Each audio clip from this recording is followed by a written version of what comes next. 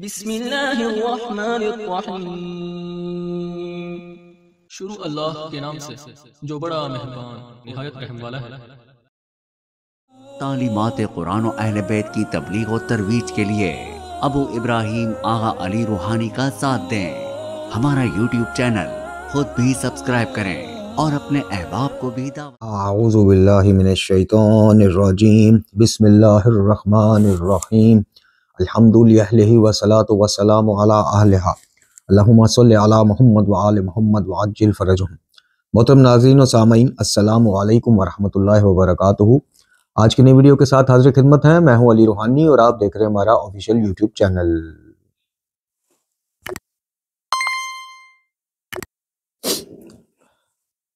محترم ناظرین و سامعین، آج کی ہماری اس ویڈیو کا عنوان گفتگو، موضوع گفتگو امیر المومنین علی بن ابی طالب علیہ الصلوۃ والسلام کی بذریعہ امام حسن مجتبیٰ علیہ الصلوۃ والسلام یا بذریعہ محمد حنفیہ رضی اللہ تعالیٰ عنہ ہم تک اور قیامت تک آنے والے اپنے پیروکاروں کے لیے کوئی خاص پیغام، کوئی خاص ہدایات ہیں۔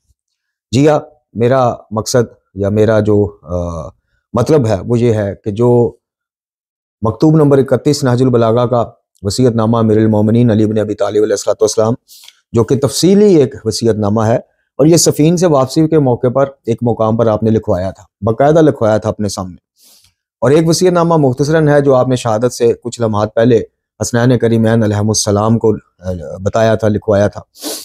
اس وصیت نامے کے جتنے بھی مندرجات ہیں ان میں جو سب سے نمایاں مندرجات وہ ہم نے بارہا اپنی ویڈیو میں بارہا، یہ بھی جو آج بھی ہم اقتباس آپ کی خدمت میں پیش کریں گے بھی بارہا بتا چکے ہیں، لیکن جو کہ الحمدللہ کوئی نئے ساتھی جو ہیں، نئے مخلصین جو ہیں، جو نئے دیکھنے والے جو ہیں، جو خالصتاً سیکھنے کی نیت سے یا سمجھنے کی نیت سے مطلب آتے ہیں، تو ان کو بھی ساتھ ساتھ ایک دہرائی ہوتی جائے، پرانوں کو دہرائی ہوتی جائے اور نئےوں کی خدمت میں یہ دعوت فکر پیش کرنی ہے۔ تو اس لیے آج بھی ہم اس سلسلے میں حاضر ہوئے ہیں کہ حسن اللہ یاری کی جو توحید ہے، دیکھیں توحید کے معاملے میں میں پھر عرض کروں گا کہ اس کو کخ الف بے نہیں پتا، وہ قرآن کو سمجھتا ہے حدیثوں سے، احادیث سے۔ اب اس کی کوئی بھی ویڈیو دیکھ لیں، قرآن مجید فرقان حمید کا جو فہم ہے اس کو ترتیب دیتا ہے حدیث کے حساب سے کہ امام نے یہ فرمایا، تو حالانکہ امام کے ہاں حدیث سمجھنے کا معیار قرآن ہے، جی یاری یا یاری جیسوں کے ہاں قرآن سمجھنے کا معیار حدیث ہے، بالکل اپوزٹ۔ تو توحید کے معاملے میں جو مثالیں وہ پیش کرتا ہے، آپ یقین کیجئے کہ مجھے سمجھ نہیں آتی کہ اہل حدیث اسکالر، بریلوی اسکالر، شیعہ اسکالر یہ جو توحید کے معاملے میں اس سے بحث کرنے جاتے ہیں تو یہ کس طرح سے بچ جاتا ہے اور کس طرح سے یہ جناب ان پہ چڑھائی کر دوڑتا ہے، بالکل بچکانہ مسئلہ، بالکل۔ یعنی ایک بندہ اس سے یہ بات کر رہا ہے کہ بھی اللہ کے علاوہ غائب میں رزق کسی اور سے کیوں مانگے، تو یہ مثال کیا دے گا جی، بچہ اپنی ماں سے رزق نہیں مانگتا۔ لو اچھا، ابھی میں کل پرسوں اس کا ایک کلپ دیکھ رہا تھا، اس میں ایک اہل حدیث بندے کو یہ کہہ رہا تھا جی وہ آیت پڑھو جس میں جناب عیسیٰ کہتے ہیں کہ میں اللہ کے حکم سے، اللہ کے اذن سے مردے زندہ کرتا ہوں۔ جب اس بندے نے وہ آیت پڑھی تو اس کو وہیں پہ روک لیا، اس کو میوٹ کر دیا، کہتا اب آپ کو آگے میں بتاتا ہوں، اس کو پیچھے کر دیا، ڈراپ کر دیا۔ اب اس پہ شروع ہو گیا کہ جی بے اذن اللہ کے تو ہم بھی قائل ہیں، جناب عیسیٰ بے اذن اللہ مردہ زندہ کر سکتے ہیں، تو کیا علی نہیں کر سکتے، آل محمد علیہ السلام نہیں کر سکتے، یہ وہ اس طرح کی بس۔ اس نے پھر 40 منٹ کی تقریر جاڑی، وہ بندہ غائب ہے بیچارہ، وہ آگے کراس کویسچن کے لیے اس کو موقع نہیں دیا، اس کو دوبارہ لے کے نہیں آیا۔ اچھا، اب آپ یہ دیکھیں کہ موضوعات انبیاء یا موضوعات اہل بیت علیہ السلام، اللہ کی توحید کے مقابل ان کا کمپیریزن بنتا ہے، چونکہ معجزے کا فاعل حقیقی تو خود خدا ہے۔ اللہ کا اذن جب ہوگا، اجازت ہوگی تبھی معجزہ ہوگا، ورنہ تو مشرکین جو ہیں وہ قدم قدم پہ معجزے کی ڈیمانڈ کرتے رہے، تو کیا قدم قدم پہ معجزات جو ہیں وہ ظاہر کرتے رہے نبی خدا صلی اللہ علیہ وسلم؟ نہیں، واضح فرمایا کہ تم سے معجزے مفہوم پیش کر رہا ہوں کہ معجزے کے بابت کہتے ہیں تو کہہ دو کہ معجزہ تو اللہ کا فعل ہے، جب چاہے گا ظاہر کر دے گا۔ پھر ایک جگہ پہ کہا کہ تمہارے باؤ اجداد تم سے بہت زیادہ معجزات دیکھ چکے، تو کتنا کہ وہ ہدایت لے لی انہوں نے، جی۔ تو جو معجزات انبیاء یا معجزہ جناب عیسیٰ ابن مریم کا تھا، تو کیا اس کے بعد اب اصل میں اس کو آگے سے ٹکرتا کوئی نہیں ہے۔ اس سے بندہ یہ پوچھے کہ ٹھیک ہے ابھی تو نے صحیح کہا ہے کہ بے اذن اللہ یہ سب لی، لیکن کیا جب جناب عیسیٰ نے مردہ زندہ کیا تو اس کے بعد ان کی امت اللہ کو چھوڑ کے انہی سے زندگی مانگنا شروع ہو گئی تھی؟ اور کیجئے، تدبر کیجئے، تفکر کیجئے۔ جناب عیسیٰ نے جب برس سے زیادہ مریضوں کو شفا دی تو کیا ان کی امت یا ان کے پیروکار یا ان کے حواریان جو تھے وہ اللہ کو چھوڑ کے جناب عیسیٰ کو یا شافی یا کافی سمجھنا ہو گئے تھے اور جناب عیسیٰ سے ہی براہ راست دعا کرنا شروع ہو گئے تھے؟ اللہ کے سامنے موجود تھے؟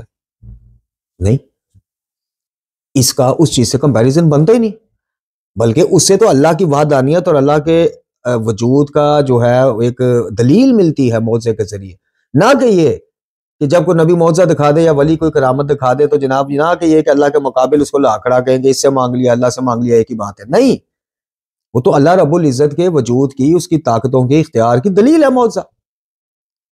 اب امیر المومنین علی بن ابی طالب علیہ السلام بذات خود اپنے بیٹوں کو کیا اور ان کے ذریعے ہم تک کیا بات پہنچا رہے ہیں، اور یاری جیسے بیٹھ کے کیا اب تک بات پہنچا رہے ہیں۔ تو اب آپ یاری کے اگر گن گاتے ہیں جو اس کے حواری ہیں تو وہ گاتے رہیں، لیکن یہ دیکھ لیجئے گا کہ یہ وہ باب ہے، باب توحید، کہ دنیا میں اگر آپ اس سے اندر داخل نہیں ہوئے تو آخرت میں آپ داخل نہیں ہو سکتے۔ سورہ نساء آیت کا نشان 49 دیگر جگہوں پہ بھی یہ بات موجود ہے کہ اللہ کے ہاں صرف شرک کے معافی نہیں، اس کے علاوہ وہ جو چاہے اپنے فضل سے معاف فرما دے گا یا فرما دیتا ہے، ایک جگہ فرما دے گا ایک جگہ فرما دیتا ہے۔ تو دنیا میں اگر آپ باب توحید کے اندر چلے گئے اہل بیت کے راستے پر سفر کرتے ہوئے تو ٹھیک ہے، آخرت میں یہ دروازہ بند ہے۔ آخرت میں آپ کہیں گے نا کہ اللہ میں اب سمجھ گیا یا میں سمجھ گئی کہ واقعتاً یہ ہستیاں معجزات لاتی تھیں، یہ ہستیاں ہمارے لیے واجب الاتباع تھیں، یہ ہمارے اولی الامر تھے، یہ ان کی ولایت ہمارے جناب سانس کی طرح تھی، سب کچھ تھا، ان کے بغیر ایمان ناقص تھا، دین ناقص تھا، ان کی محبت کے بغیر، ان کی اتباع کے بغیر، لیکن پکارنا صرف تجھے ہی تھا، مانگنا صرف تجھ سے تھا، چونکہ یہ بھی انہوں نے سکھایا ہمیں۔ تو پھر اللہ تعالیٰ آپ کو وہ موقع نہیں دے گا کہ آپ کو دوبارہ دنیا میں بھیجے اور جا کے کہے کہ اچھا بھی جاؤ اب توحید کے مطابق، نہیں۔ تو اس لیے بڑے ہی غور و فکر کی ضرورت ہے۔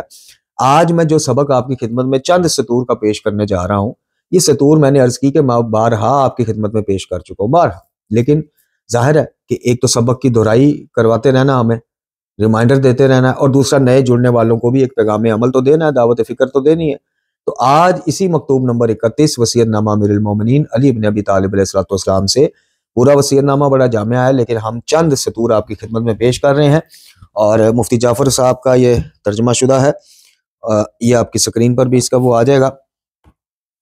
اچھا جی، اب بات یہ ہے کہ دیکھیے، حسن اللہ یاری ہو، مجتہد ہو، کوئی صاحب ماما ہو، کوئی بھی ہو، ہمارے لیے یاری کو چھوڑ کے باقی سب جو علماء ہیں، حق ہے، جو حق والے عالم ہیں، ان کو ہمارا سلام، ہمارے لیے سب باعث عزت و فخر ہے، لیکن منتے مرادیں آج آپ دیکھ لیں کہ جو منت ہے وہ کس حوالے سے مانی جاتی ہے۔ مولا مشکل کشا کے نام کا موضع سوکھا جاتا ہے، اس کے اوپر بھی لکھا ہوتا ہے موضع مولا مشکل کشا۔ اولاد کے لیے جناب علی اصغر سے کے توسل سے اللہ تک نہیں جایا جاتا، علی اصغر علیہ السلام کے وسیلہ سے اللہ کو یعنی کہ واسطہ نہیں پیش کیا جاتا، ادھر ہی ان کے جھولے پہ معاملہ رک گیا ہے آ کے بڑے سالوں سے، ادھر سے مانگا جاتا ہے، ادھر ہی سیب رکھے جاتے ہیں، سیب اٹھائے جاتے ہیں، سب کچھ ہوتا ہے۔ اسی طرح جناب ابو الفضل عباس علمدار علیہ السلام، ہماری جانیں آپ کے قربان، آل اولاد قربان، آپ کے علم سے براہ راست منتیں مانگنا شروع ہو گئے۔ اب امیر المومنین علی بن ابی طالب علیہ السلام ہمیں بتائیں اگر کہ جناب منت کا کس سے مانگنی ہے، تو وہ طریقہ ٹھیک ہے یا اپنی عقیدت اور فضائل کے عنوان سے، یا یاری جیسے جعلی شیخ الحدیث یا میڈ بائی امریکہ جو شیخ ہے اس کے کہنے پہ ہم نے اس میں سے اپنی مرضی کی کوئی راہ نکال لینی ہے، یا دین ہمیں اس دین مبین اس چیز کی گنجائش دیتا ہے؟ چلیں آپ لوگ کہتے ہیں جی کتابیں، دین، یہ تمہارا معاملہ، ہم تو علی علی کرنے والے ملنگ ہیں، کیا ملنگوں کو امیر المومنین اجازت دیتے ہیں کہ اللہ کے علاوہ بھی کسی سے منتیں مرادیں مانگتے رہیں؟ اگر تو دیتے ہیں تو فابہا، میری بھی اصلاح کیجئے، اور اگر نہیں، اگر ائمہ اہل بیت میں سے، مولا علی کی اولاد میں سے کسی ایک امام معصوم نے کبھی بھی اللہ کو چھوڑ کے براہ راست منت مولا علی سے نہیں مانگی تو پھر ہم کون تھے، آپ کون، تیاری کون؟ آئیے اب مکتوب نمبر 31 ہے جی، یہ جو ہائی لائٹڈ 5-6 سطور ہیں، 6-7، یہ آپ کی خدمت میں پڑھ کے سنانی ہے، اسی پہ دعوت فکر دے کے آج کی مختصراً ویڈیو کا ہم نے خاتمہ کرنا ہے، اختتام کرنا ہے۔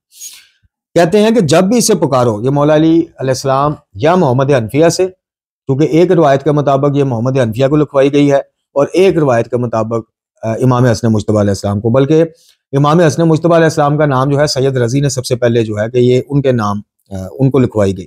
ذیشان جوادی صاحب تھوڑے اختلاف کے ساتھ محمد حنفیہ کا کہتے ہیں، دیگر سابقہ کابرین میں بھی یہ دو ہی رائے ہیں کہ یا محمد حنفیہ تھے یا امام حسن علیہ السلام، دونوں فرزندان علی بن ابی طالب ہیں، اور یہ یاری مداری تو خیر ہے جناب حنفیہ کا بہت بڑا گستاخ ہے محمد حنفیہ کا۔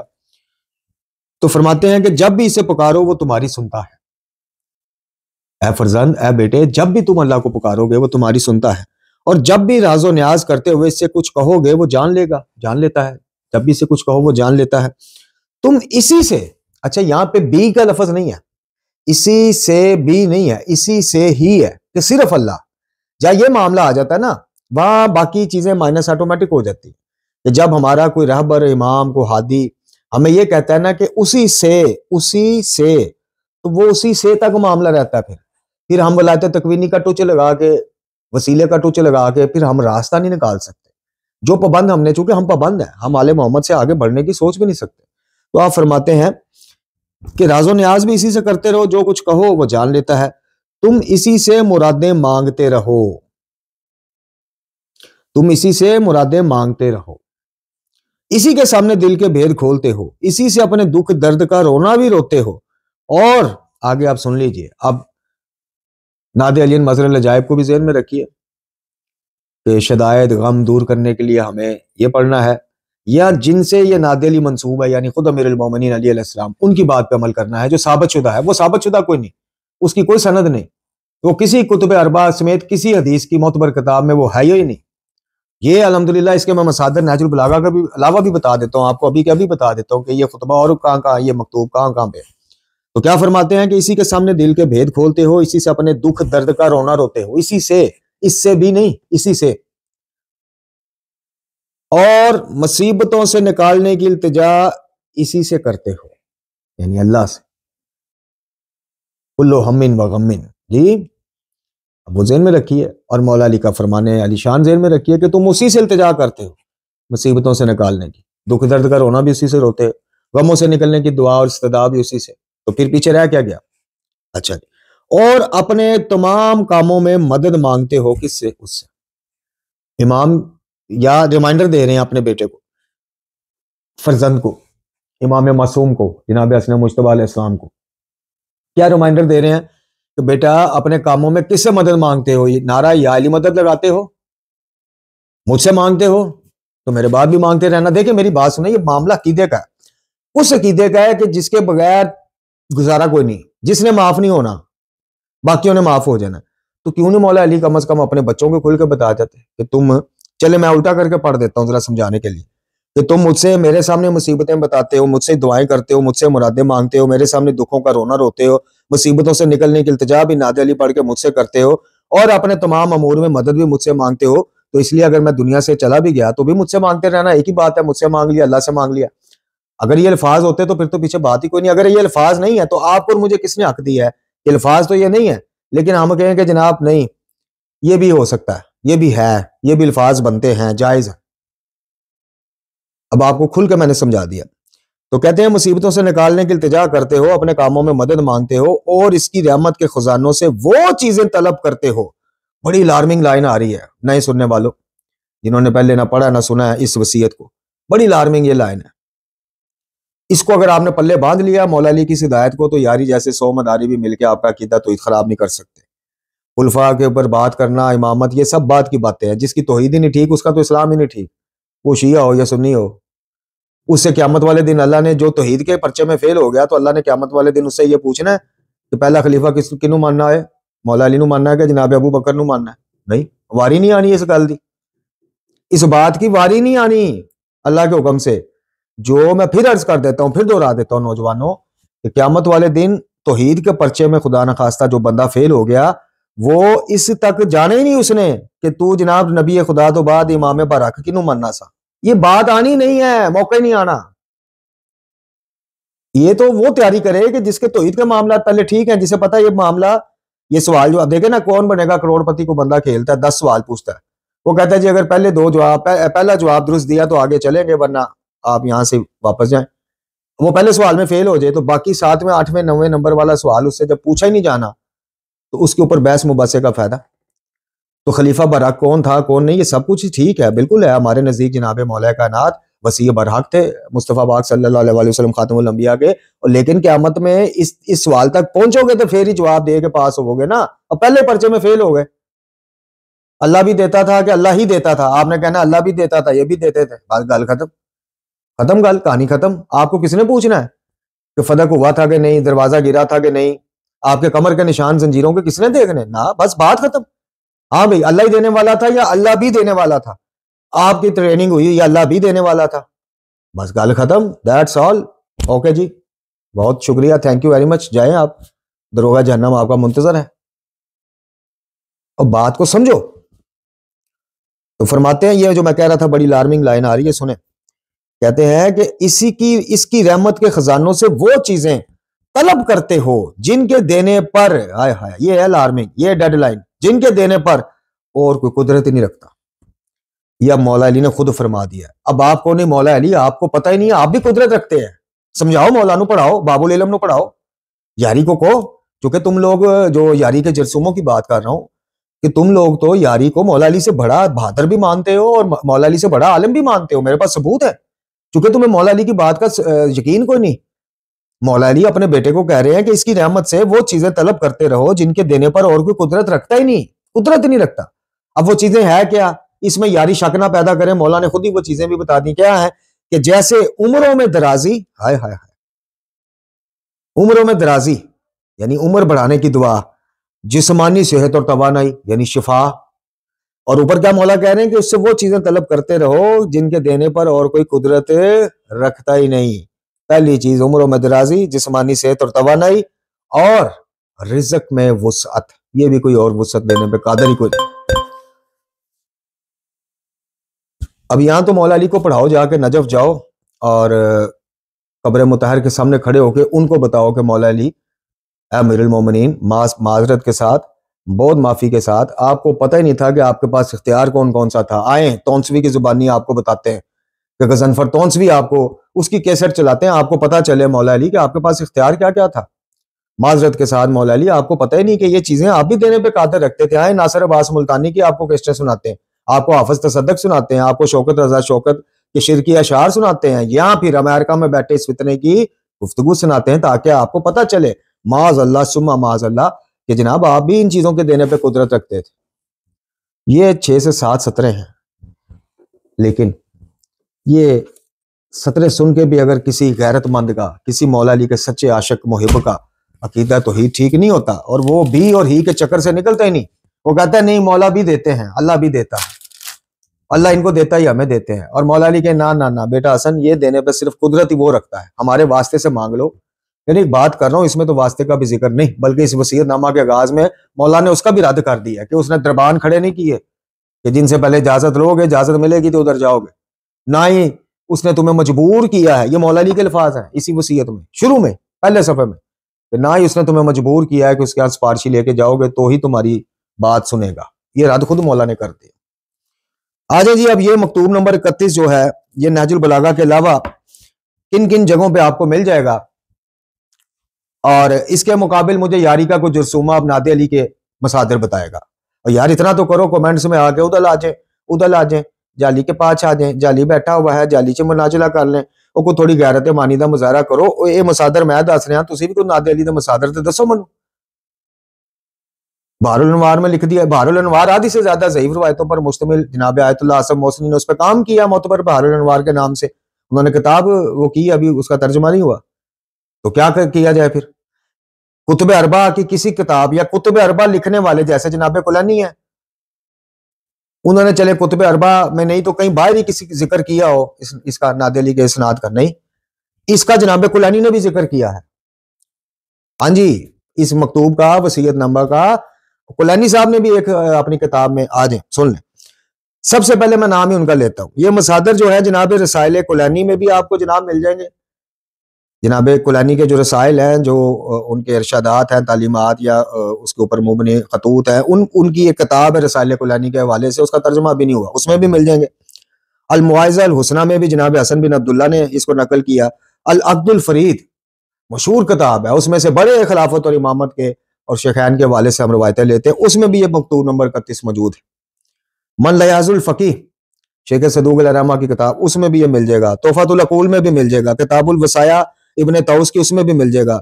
اس کے علاوہ جناب کتاب الحجہ، اس میں بھی مل جائے گا. بہار الانوار میں بھی مل جائے گا. الوافی فیض کشانی صاحب کی، اس میں بھی مل جائے گا. مجمع الامثال میں بھی یہ مل جائے گا. کتنے مصادر میں نے اس خطبے کے بتا دیے.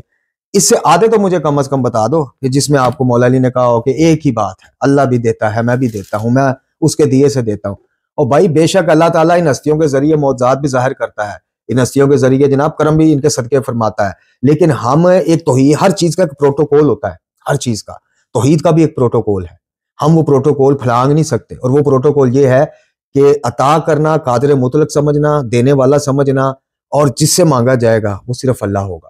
دنیا میں آپ جس سے مانگتے ہیں وہ اسباب ہیں، وہ مسبب الاسباب ہے۔ جاہل کا بچہ ہے کہ وہ جو دنیا میں لینے دینے کی مثالیں فٹ کرتا ہے توحید پہ، جیسے یاری جاہل ہے۔ تو یہ امید ہے کہ ایک ہی صحیح پوری دنیا سے یا پورے پاکستان سے، چلے ہمیں دنیا میں پوری میں نہیں سنا جاتا ہوگا، پاکستان پورے میں بھی نہیں سنا جاتا ہوگا، میں کہتا ہوں جناب لاہور، پنجاب، کسی کے کونے میں بیٹھا ایک شخص بھی یہ چیزیں سن کے اپنی اصلاح کر لیتا ہے نا، میرے چینل کی محنت سفل ہو گئی، میری بھی ہو گئی، کیونکہ میں یاری کی طرح ڈالر تو مانگ نہیں رہا آپ سے کہ مجھے ڈالر دیں، میں نے کتابیں لینی ہیں مجھے ڈالر دیں، نہ مجھے اہل بیت ٹی وی، نہ، میں تو یہ مانگ رہا ہوں کہ یا اللہ ایک بھی 550 ویڈیو کے قریب ہونے والی ایک بھی تیری بارگاہ میں مقبول ہو گئی، بلے بلے، دنیا آخرت سمجھ جائے گی، معاملات سمجھ جائے گی۔ وآخر دعوانا الحمدللہ رب العالمین۔